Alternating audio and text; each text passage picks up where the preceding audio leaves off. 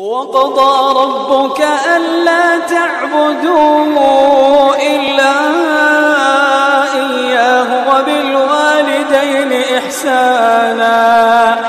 وقضى ربك ألا تعبدوا إلا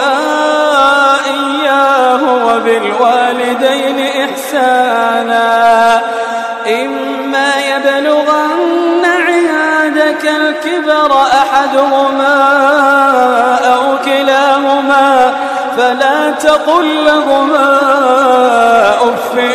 ولا تنهرهما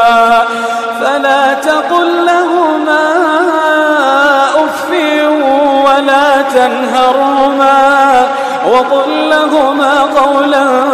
كريما واخفض لهما جناح الذل من الرحمة وقل رب ارحمهما كما ربياني صغيرا وقل رب ارحمهما كما ربياني صغيرا